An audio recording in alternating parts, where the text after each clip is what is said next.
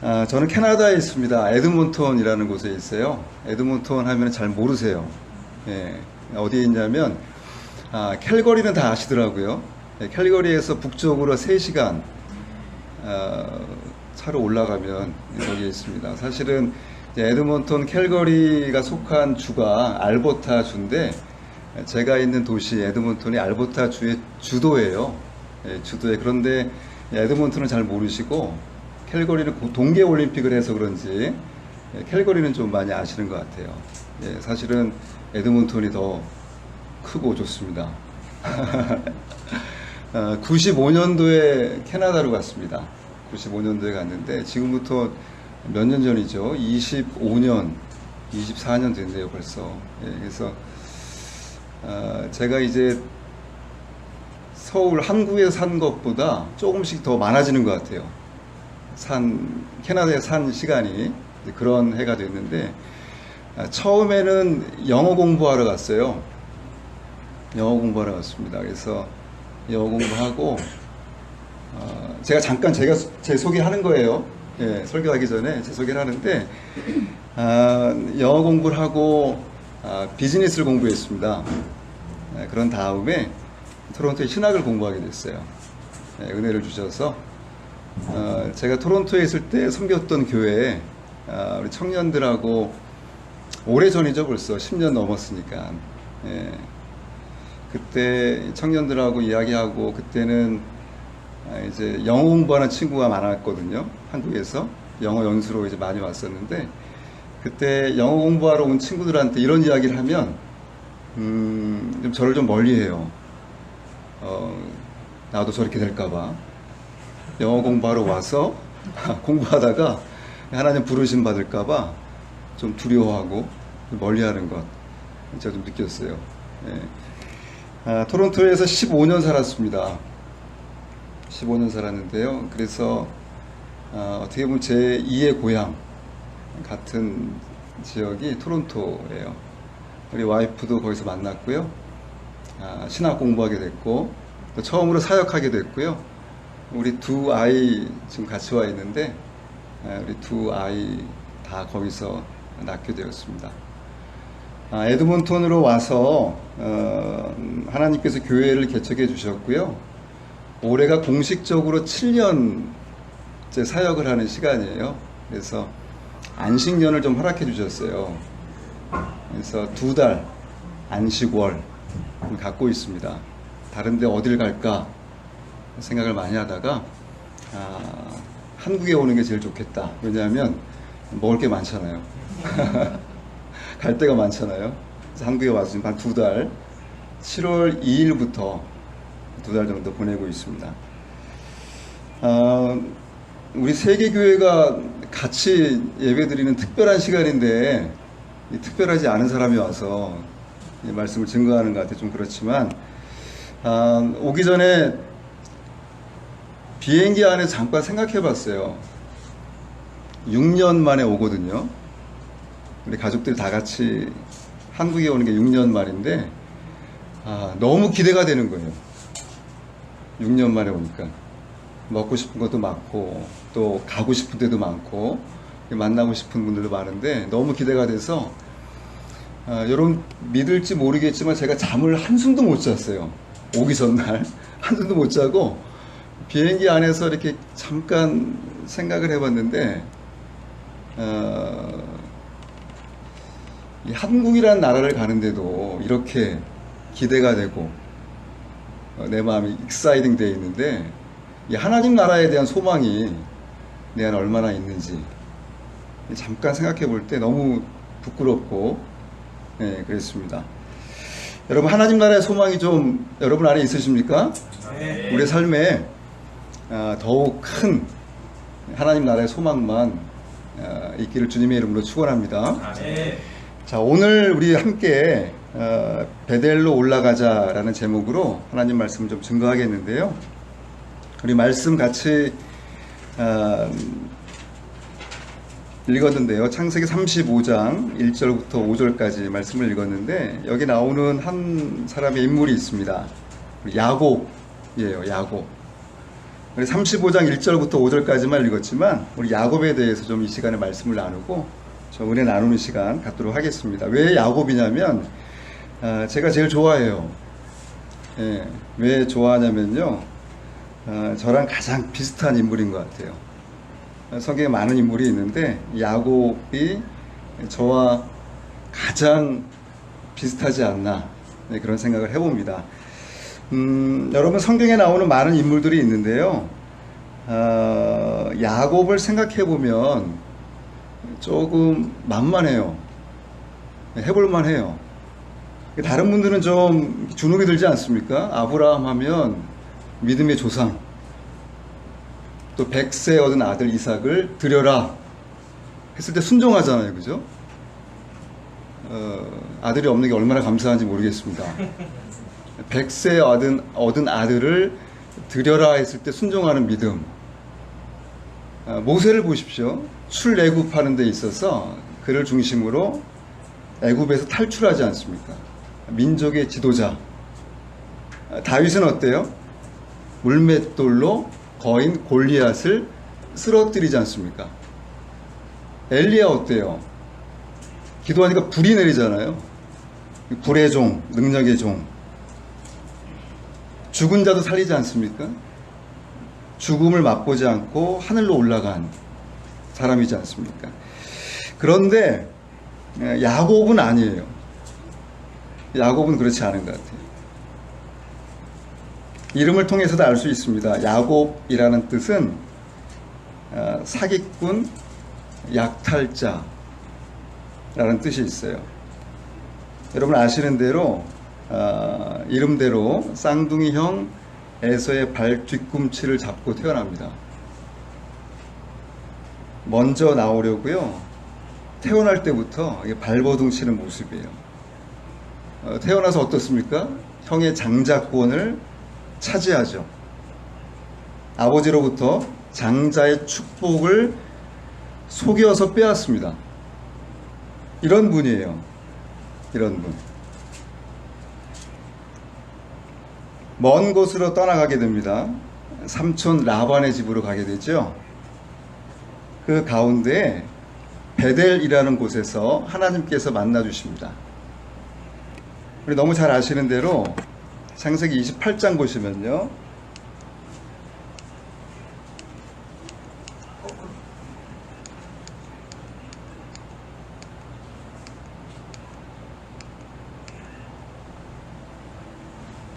오늘 본문에 소개되는 베델이라는 지역이 28장에 소개되고 있는데요,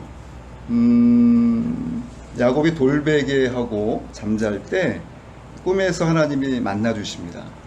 사다리가 내려오고요, 그 꼭대기가 하늘에 닿습니다. 하나님의 사자들이 그 위에 오르락 내리락 합니다. 하나님께서 만나 주시는 장면이에요. 다른 게 아니고요. 야곱의 생애에 찾아오셔서 하나님이 만나 주시는 장면인 것이죠. 야곱이 꿈을 꿉니다. 하나님의 음성이 들려지는데요,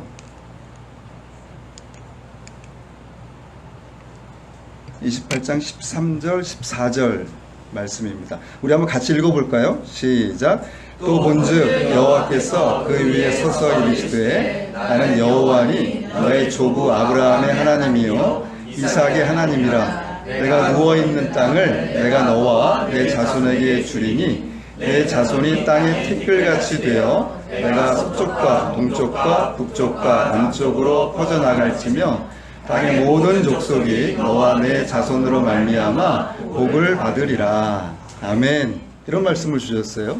꿈 가운데 아브라함에게 주셨던 말씀과 거의 동일하죠. 축복의 말씀을 주셨습니다. 그런데 야곱에게는 한 가지 더 말씀을 주세요. 이 말씀이에요. 28장 15절 말씀입니다. 함께 있겠다 약속해 주십니다. 지켜 주십니다. 너무 좋지 않습니까? 하나님께서 함께 계시겠다, 지켜 주시겠다, 그리고 떠나지 아니하겠다. 근데 한 가지 이 말씀이 있어요. 이 땅으로 돌아오게 할지라. 이 땅으로 돌아오게 할지라. 야곱의 형의 장자권을 빼앗아서요, 형으로부터 멀리 도망가는 거예요.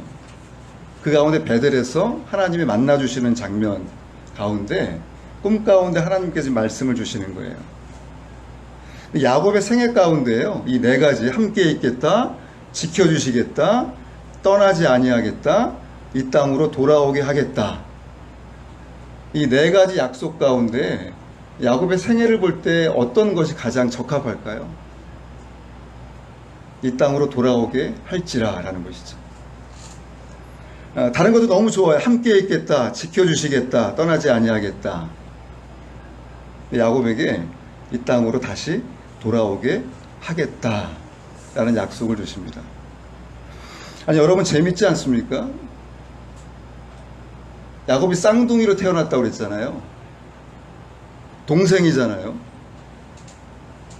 특별한 이야기가 성경에 기록되잖아요. 야곱은 어머니 뱃속에서부터 있었던 일이 성경에 기록되고 있습니다. 흔하지 않거든요. 흔하지 않아요. 아니, 처음부터 야곱을 택하려면 첫째로 택하게 하시지, 왜 둘째로 택해서 형의 발 뒤꿈치를 잡고 나오게 했을까요? 재밌지 않나요? 나와서요, 야곱을 택했는데 아버지를 속여서 장자권을 가로채요. 그냥 장자가 되면 되잖아요. 근데 하나님 이거 못하셨을까요? 하실 수 있지요. 근데 둘째로 태어나게 하셔서 첫째 장자권을 아버지를 속이면서 가로채요. 도망가요. 도망가는 과정에요, 하나님 만나주세요. 그리고 약속을 주시는데요, 야곱에게 가장 어울리는 이 땅으로 돌아오게 할지라. 아니, 함께 있고요, 지켜주시고요, 떠나지 아니하는데요, 왜 보내요? 보내지 않으면 되잖아요. 그냥 여기 그냥 잘 있으면 되잖아요, 장자로. 네, 이 땅으로 돌아오게 할지라, 이런 약속을 주시는 것이죠. 성경이 뭐를 말씀할까요? 야곱은요, 하란을 갔다 와야 한다는 것이죠. 갔다 와야 돼요. 이 땅으로 돌아오게 할지라 라는 것이죠. 하란으로 갔다 오는 과정이 없이는 가나안으로 들어올 수 없습니다. 땅을 얻는 게 목적이 아니에요. 야곱에게는요, 하나님께서 원하시는 것은 그 땅을 소유할 하나님의 백성의 사람이 되는 것이 목적이에요.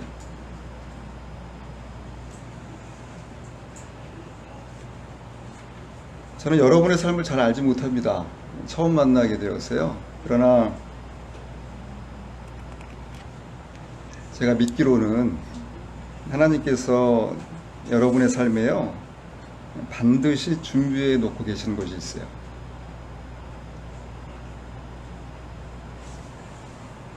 저희가 아는 것 하나는요, 그는 선하시고 의로우시고 우리를 사랑하신다는 것입니다.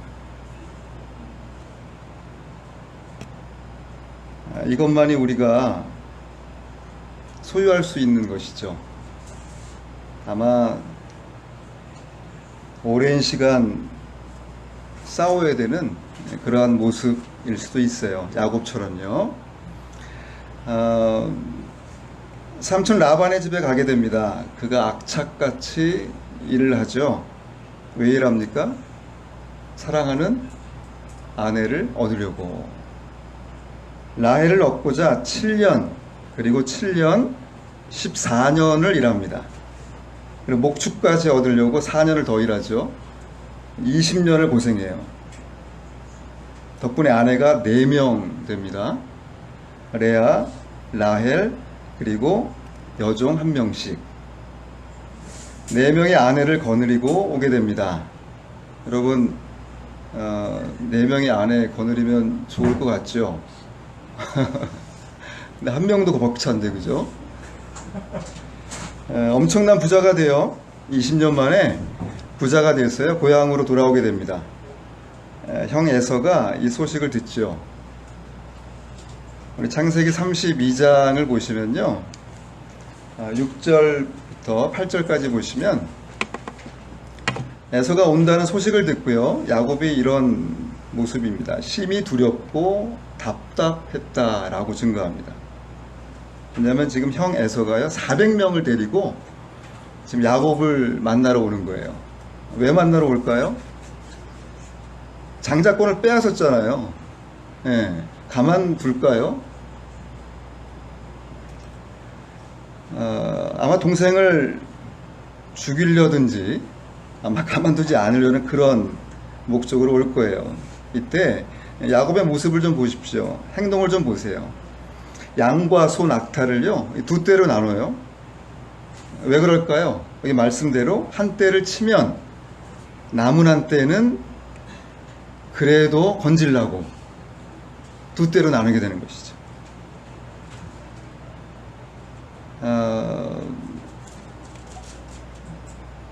대단한 인물이죠, 야곱은요. 형이 오는데도 지금 그때까지도 머리를 굴리는 거예요. 부자가 됐잖아요. 엄청난 부자잖아요.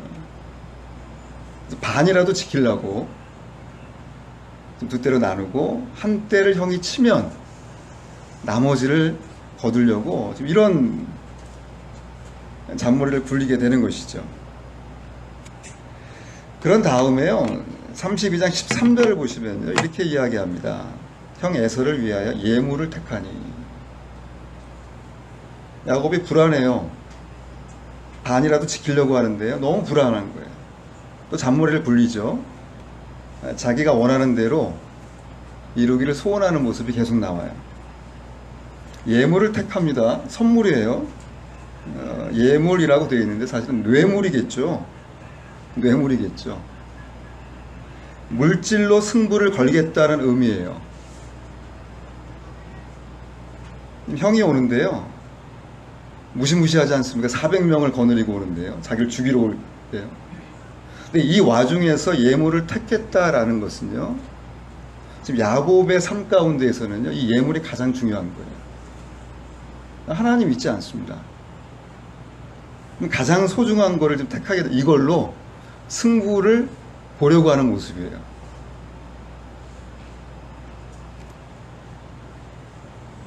(32장 21절 23절에) 보시면요, 예물도 앞서 보내고요, 그리고 아내들 11 아들 다 앞서 보냅니다.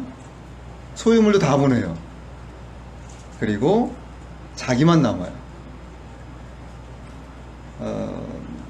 계속 이런 모습이에요. 자기만 살겠다는 거죠. 자기만 살겠다는 거예요.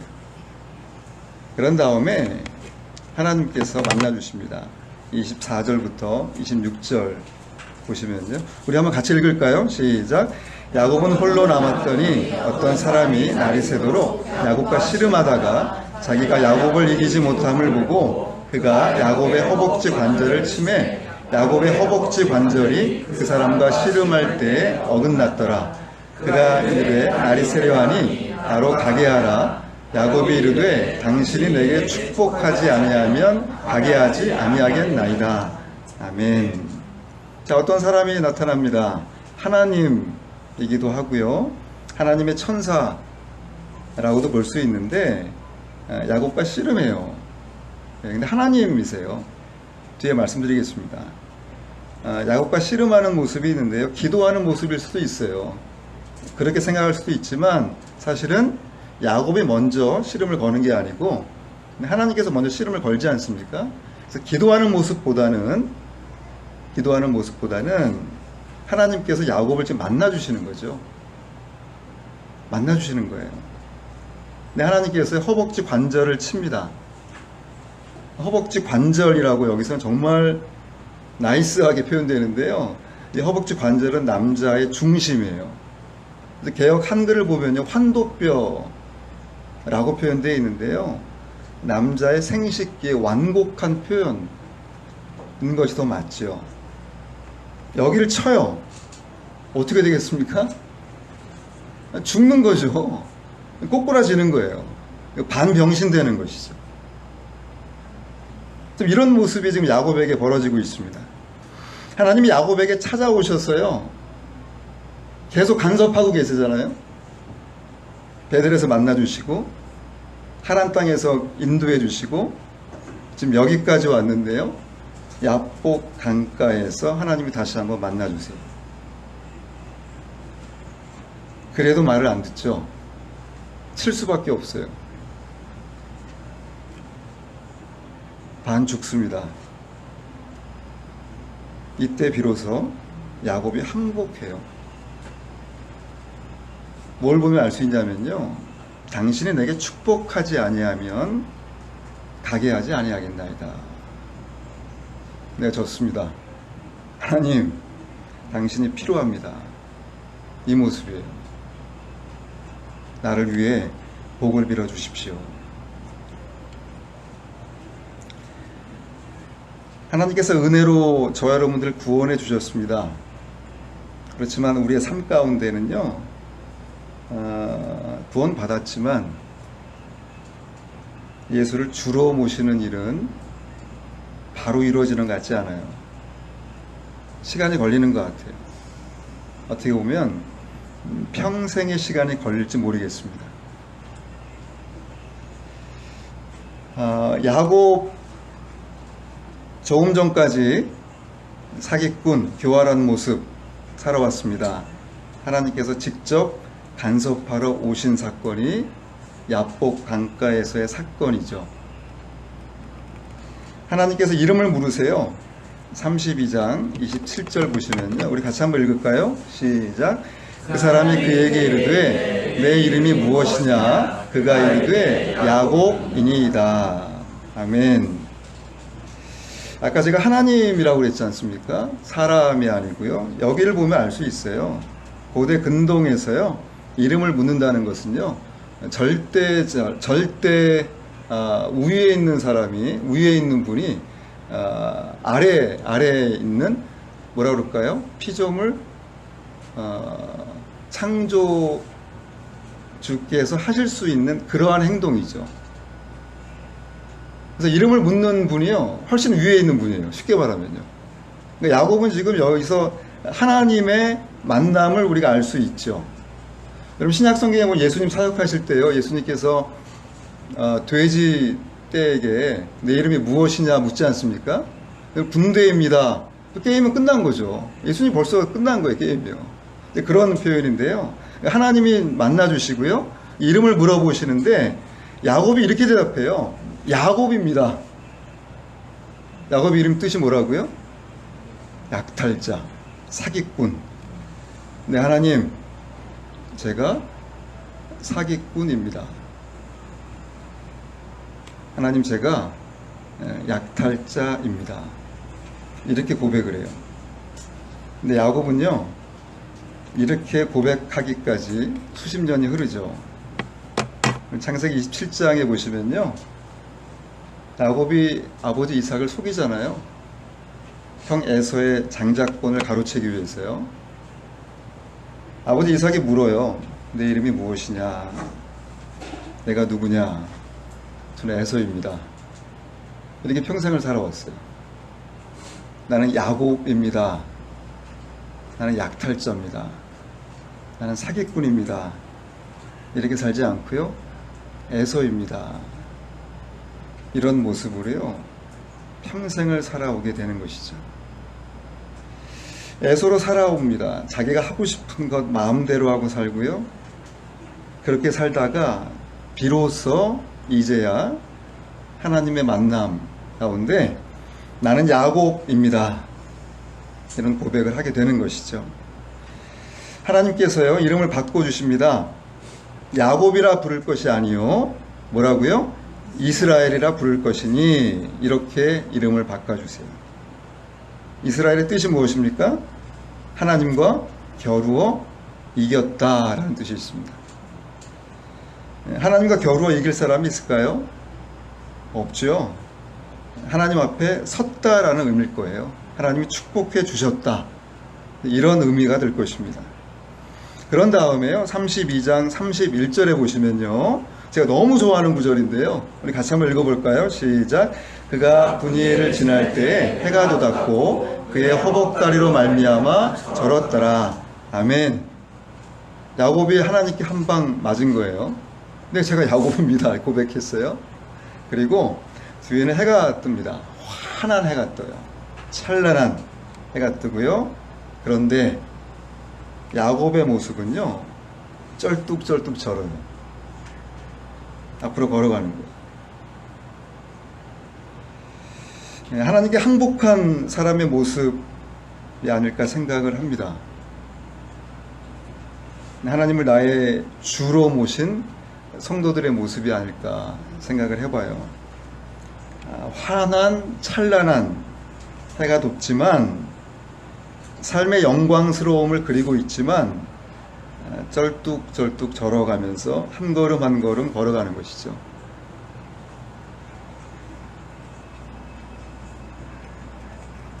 얼마나 우스꽝스러울까요? 얼마나 아이러니합니까? 근데 그것이, 이런 모습이 우리 크리스찬의 모습이 아닐까 생각을 해요.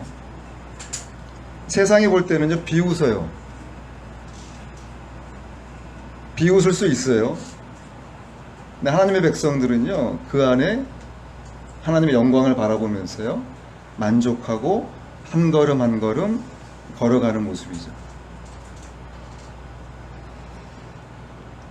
씨름도 하게 되고요, 하나님께서 허벅지 관절을 치시게 되고요, 이것은 하나님의 심판이 아니고요, 분노도 아닙니다. 포기도 아니고요, 야곱을 항복시키는 하나님의 사랑이에요. 무시무시한 하나님의 사랑입니다. 저와 여러분 마찬가지일 거예요. 여러분 두려워하셔야 돼요. 하나님 여러분을 얼마나 사랑하시냐면요, 아들 예수 그리스도를 십자가에 달리게 하신 분이세요. 여러분의 구원을 이루시게 하시려고 하나밖에 없는 아들을 십자가에 달리게 하신 분이세요. 그분이 우리의 구원자뿐만 아니라 우리의 주이심을 고백하기를 원하십니다. 그리고 이어서요, 또 많은 일들이 있습니다. 이어서 하나님께서 다시 한번 만나주십니다. 오늘 읽은 본문인데요, 35장 1절에 보시면 우리 같이 한번 읽을까요? 시작. 하나님이 야곱에게 이르시되 일어나 베델로 올라가서 거기 거주하며 내가 내 형 에서의 낯을 피하여 도모하던 때에 내게 나타났던 하나님께 거기서 제단을 쌓으라 하신지라. 아멘.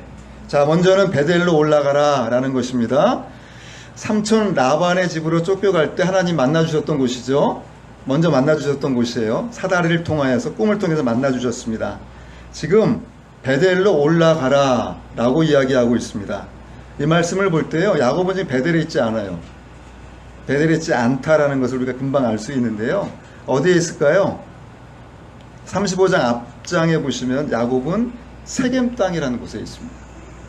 세겜 땅에서 머물러요. 어느 정도 시간을 보내는 것을 알 수 있어요. 여러분, 세겜 땅에서 어떤 일이 벌어집니까? 야곱의 인생에서요, 가장 뼈아픈 안타까운 사건이 벌어지죠. 딸 디나가요, 세겜 땅에 가서 세겜 사람에게 강간을 당해요. 이러한 일이 벌어져요. 성경이 왜 이것을 기록했을까요? 그리고 그 이야기가요, 왜 본문 앞에 주어질까요?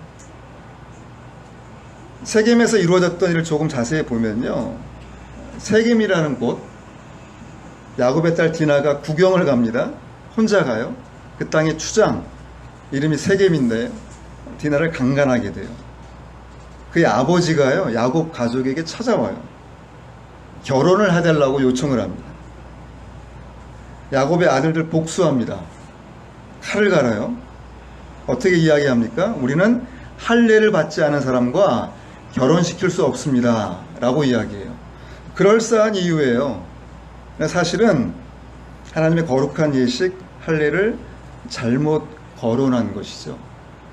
할례를 이용한 거예요. 아주 나쁜 죄야죠. 거짓말까지 합니다. 34장 13절에 보니까요, 속여 대답했다라는 거예요. 속였다라는 거예요. 왜 이 사건이 이 본문 앞에 있을까? 바로 이거 같아요. 야곱의 생애를 잘 보여주는 것 같아요. 야곱의 생애를 보면요, 속고 속이는 거거든요. 아버지 이삭을 속였습니다. 야곱이요.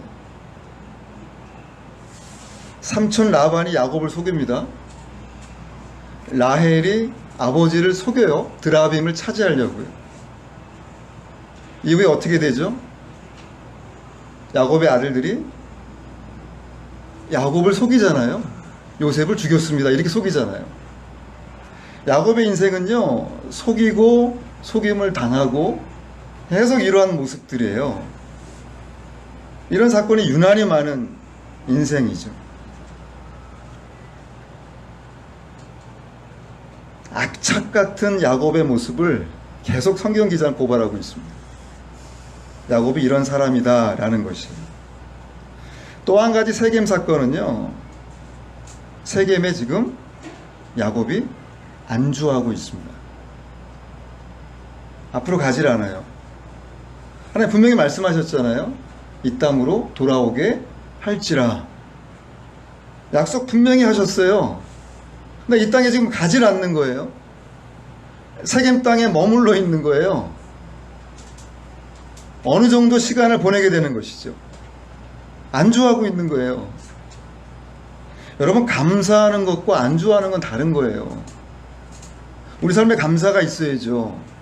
근데 하나님이 원하시는 것은요, 그 감사함으로 한 걸음 한 걸음 더 하나님께 나아가는 것을 원하시죠. 하나님께서 야곱에게 계속 말씀하고 원하십니다. 한 걸음 한 걸음 하나님께 가기를 원하시죠. 야곱이 고향을 떠나 하란으로 갔다가 다시 돌아오는 여정이죠. 여러분, 이스라엘 어떻습니까? 애굽을 떠나서 약속의 땅으로 한 걸음 한 걸음 가지요. 본향으로요. 저와 여러분은 어떻습니까? 죄의 권세에서 나와 그리스도를 닮아가는 이 여정이죠. 이 가운데 감사한 것은 하나님의 개입하심이 있어요. 간섭하심이 있고요. 하나님의 은혜로 우리 한 걸음 한 걸음 감사함으로 하나님께 나아가는 것이죠. 바로 세겜 사건은요, 그래서 하나님의 개입이죠. 슬프고 안타까워요. 야곱 개인에게 볼 때 너무나 힘들고 고통의 시간이에요. 하나밖에 없는 딸이 강간을 당했는데요. 얼마나 힘들겠습니까? 그러나 분명한 것은 하나님의 인도하심이라는 것이에요. 저 여러분의 생애를 하나님이 인도하십니다. 분명히 인도하세요.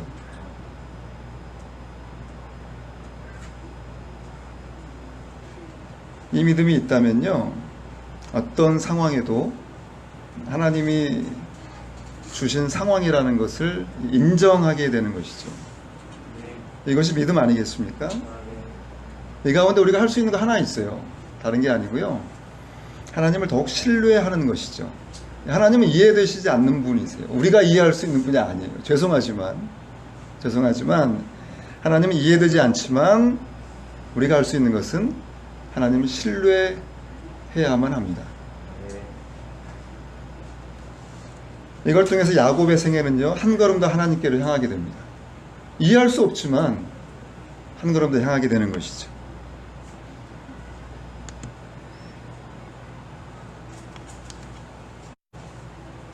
여러분, 혹시 이 책 읽어보신 분 계신지 모르겠는데요, 책 이름이 당신은 하나님을 오해하고 있습니다 라는 책이에요. 고 유석경 전도사님이 쓴 책인데요, 이분은 뭐 그렇게 유명한 분은 아니에요. 책을 한번 꼭 읽어보십시오. 너무 은혜가 되는데요, 전사님이 서울대를 들어가서 공부를 잘했나 봐요. 불문과과 불어불문학과 공부를 하다가 미국으로 공부를 하게 됩니다. 미국에서 공부를 하게 되는데, 미국에서 큰 은혜를 주셔서 신학을 공부하게 돼요. 그래서 결단을 하고 선교사가 되겠다, 이렇게 결단을 하고 한국으로 돌아오게 됩니다. 선교사로 훈련을 받고 준비하는 가운데 직장암 말기 판정을 받습니다. 이때 쓰신 책인데요. 이 책의 내용을 제가 잠깐 조금만 좀 인용해서 읽어드릴게요. 책에 나오는 이야기입니다. 하나님을 원망하지 않습니까? 이는 암에 걸린 걸 알고 나서 내가 가장 많이 받는 질문이다. 나는 암이 내 생애의 두 번째로 큰 축복이라고 생각한다. 가장 큰 축복은 12살 때 예수님을 인격적으로 만난 것이다. 그리고 암은 내 생애 두 번째로 큰 축복이다. 나는 하나님을 원망해 본 적이 단 한 번도 없다. 내가 왜 암이 걸렸는지 묻지도 않았다. 왜냐하면 나는 하나님을 이해하려고 하지 않기 때문이다. 이해할 수 있다면 하나님은 이미 신이 아니다. 나는 하나님을 이해하려고 하지 않고 그저 신뢰한다. 우리는 하나님의 피조물이다. 따라서 우리가 해야 할 일은 하나님을 이해하는 것이 아니라 신뢰하는 것이다. 나는 하나님이 내게 가장 좋은 것을 주신다는 사실을 신뢰한다. 그 사실을 믿어 의심치 않는다. 나는 암이 왜 생겼는지 모른다. 내가 몸 관리를 잘못했을 수도 있고 스트레스를 받아서일 수도 있으며 여러 가지 원인이 있을 것이다. 아마 단 하나의 원인으로 생기지는 않았을 것이다. 어떤 원인 때문이든 하나님이 허락하신 거라면 그것이 내게 가장 좋은 것이라고 믿는다. 나는 대학부 때 리더로 7년을 섬기고 졸업한 후에는 대학부 사이트에 매주 설교를 한 편씩 올렸다. 내가 그때 썼던 설교 중 가장 기억에 남는 것이 우리가 벼랑 끝에서 손을 놓아야 한다는 내용이었다. 절벽 끝에 내가 서 있고 절벽 밑에는 예수님이 서 계신다고 생각해보라. 예수님의 손을 벌리시며 이렇게 외치신다. 야, 내가 받아줄게. 뛰어내려. 그러면 대부분의 크리스찬이 어떻게 할까? 네, 주님, 저는 주님을 신뢰해요. 신뢰합니다. 뛰어내릴게요. 이렇게 말하고는 기어서 내려간다. 뛰어내리자니 절벽이 너무 높아 보이기 때문이다. 그래서 기어서 내려가는 동안 피도 나고 상처도 입는다. 사실 우리가 정말 손을 놓고 뛰어내린다면 주님의 품에 확 안기는 경험을 할 뿐만 아니라 다치지도 않는다. 나는 손을 놓아야 한다고 했고 나도 그렇게 살기 위해 노력했다. 그러나 손을 놓지 못하는 나 자신을 발견했다. 98%는 놓았지만 2%는 놓지 못했다. 내 스스로 뭔가 해보려고 잡고 있었다. 나는 그 손을 놓으려고 무척 애를 썼다. 신학교에 갈 때도 절벽에 손을 놓고 100% 주님을 의지하게 해달라고 기도했다. 내 인생을 모두 주님께 맡기도록 기도했다. 그러나 신학교에 가서도 1%를 놓지 못하는 나를 발견했다. 더 열심히 기도했지만 잘 되지 않았다. 그런데 의사에게 암입니다 라는 말을 들으니 그 순간 절벽에서 손을 탁 놓는 나를 발견했다. 내가 손을 놓았네. 놓으려고 10년을 기도해도 안 된 일이었는데 곧바로 이루어졌다. 절벽에서 손을 놓으니 그렇게 자유로울 수가 없었다. 그 절벽에서 비상을 경험했다. 그래서 나는 암이 정말 축복이라고 생각한다. 나는 이 고통 속에도 주님을 찬양한다. 육체적 고통, 죽음의 문턱에서 내가 느끼는 이 평안, 이 행복을 경험하면서 나는 이 세상에서 복음만큼 좋은 것은 없구나 라는 사실을 더욱더 확신하게 되었다. 사람이 곧 죽는다, 그것도 아주 비참하고 고통스럽게 죽는다는 얘기를 듣고도 어떻게 이렇게 행복하고 평안할 수 있을까? 나는 이런 나 자신을 보면서 복음의 능력에 대해서 감탄하게 되었다. 또한 날마다 나에게 생명을 주시고 이 고통이 끝났을 때 나를 기다리고 계실 주님을 기대하게 되었다.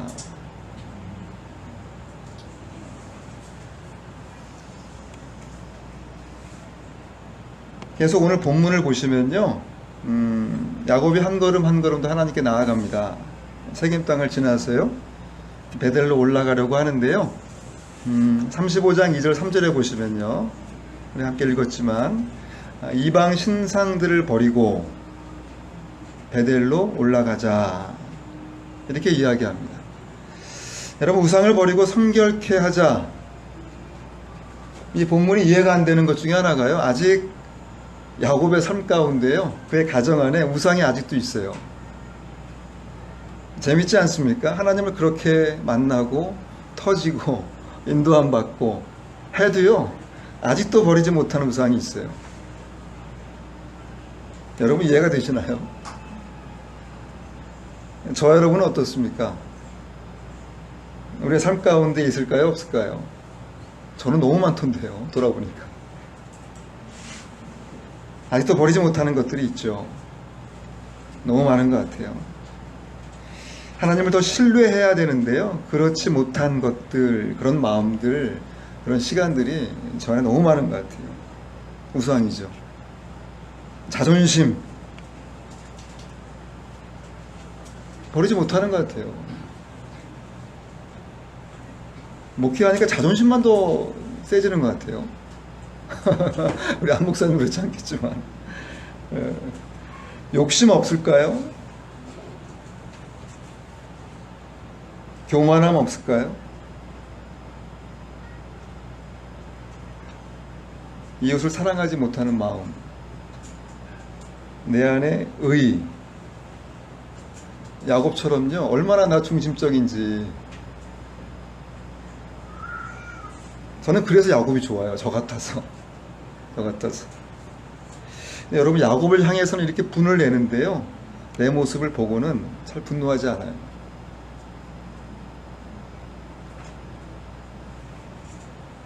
자, 야곱이 우상을 버리면서 하나님께 한 걸음 더 나아갑니다. 그냥 한 걸음 한 걸음 나아가는 거예요. 하나님 인도하심 가운데. 여러 가지 사건이 있지만 야곱의 마지막 생애에 몇 가지 사건만 나누고 말씀을 마치려고 하는데요, 창세기 43장 14절에 보시면요, 이런 고백을 야곱이 하게 돼요. 우리 같이 한번 읽어보겠습니다. 시작. 전능하신 하나님께서 그 사람 앞에서 너희에게 은혜를 베푸사 그 사람으로 너희 다른 형제와 베냐민을 돌려보내게 하시기를 원하노라. 내가 자식을 잃게 되면 이를 이루다. 이게 어떤 고백인지 아시겠죠?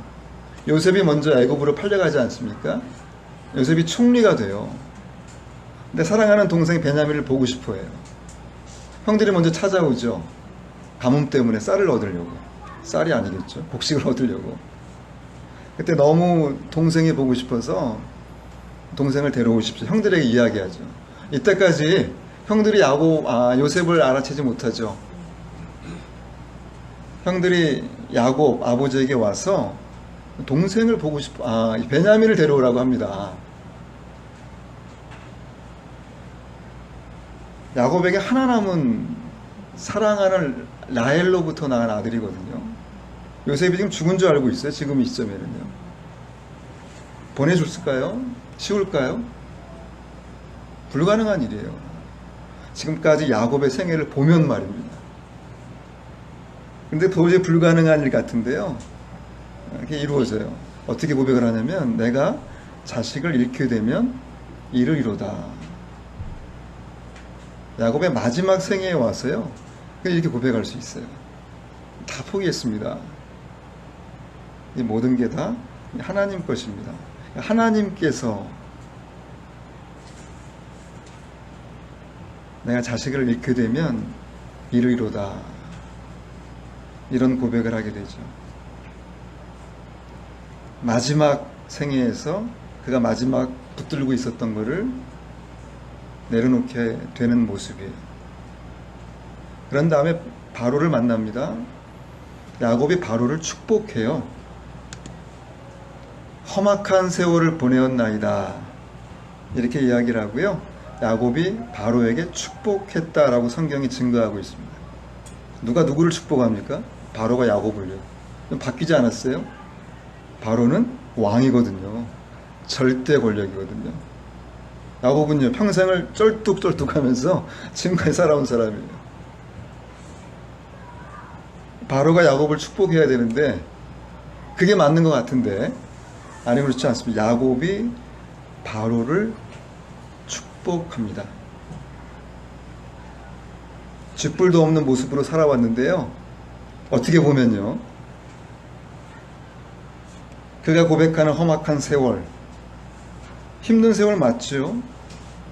그러나 이 안에는요, 그럼에도 불구하고 하나님이 인도해 주셨습니다라는 고백이 있기 때문에 바로를 축복할 수 있습니다. 누구든 축복할 수 있어요. 누구든지. 집이 고와 막론하고요, 내가 사랑하던 사랑하지 않던, 나를 좋아하던 좋아하지 않던 누구도 축복할 수 있는 지경까지 왔습니다. 야곱의 마지막 생애예요. 여러분, 하나님께서 야곱의 이름을 바꿔주셨잖아요. 그죠? 뭘로 바꿔주셨죠? 이스라엘로 바꿔주셨어요. 그런데요, 32장, 35장에 이스라엘로 바꿔주셨는데요, 지금까지 오는 모습을 보면요, 한 번도요, 이스라엘이라는 이름을 사용하지 않아요. 성경도 야곱을 이스라엘이라고 이야기하지 않습니다. 죽을 때까지요, 마지막까지. 야곱이에요, 야곱. 야곱이 뭐라고요? 약탈자, 사기꾼. 마지막까지 약탈자 모습이 있다라는 것이 성경이 지금 증거하는 것이고요. 언제 바뀌냐면요, 출애굽기 1장 1절을 보시면요, 이때 이스라엘이에요. 이때는 언제입니까? 야곱이 죽은 다음에요. 죽은 한참 후예요. 하나님이 이미 약속해 주셨고 이름을 바꿔 주셨는데요, 이 이름이 이스라엘로 불리게 되는 것은 한참 후예요. 한참 후에. 사랑하는 여러분 안에요, 저 여러분 안에 똑같은 마음이 있어요. 저도 그랬거든요. 너무 초조해요. 불안해요. 이루어지지 않으면요. 하나님 이걸 드렸는데요, 하나님 그걸 원하시는 게 아니고요, 한 걸음 한 걸음 하나님이 어떻게 인도하실지, 나의 삶을 어떻게, 지금까지 인도하셨잖아요. 실망시키지 않으셨잖아요. 전능하신 분이시잖아요. 한 가지 고백할 수 있지 않습니까? 그분은 의로우시고요, 선하시고요, 우리를 사랑하시잖아요. 얼마나 사랑하십니까? 지독하잖아요. 하나밖에 없는 아들을 우리를 위해 돌아가시게 하신 분이에요. 신뢰할 수 있죠. 우리에게 약속해 주셨어요. 수많은 약속이 있을 거예요. 그러나 우리 때에 이루어지지 않을 수도 있습니다. 그렇지만 믿음으로 붙잡고 한 걸음 한 걸음 나아갈 때요, 내 때에 이루어지지 않아도요, 하나님의 약속은 반드시 이루어집니다. 야곱을 이스라엘 만드셨지 않습니까? 여러분, 이 말씀을 꼭 오늘 잘 간직했으면 좋겠습니다. 여러분의 삶 가운데요, 한번 생각해 봤으면 좋겠어요. 불안하고 초조한 마음들이 있는데요, 그 모든 것이 나를 기준으로 하고 있지요.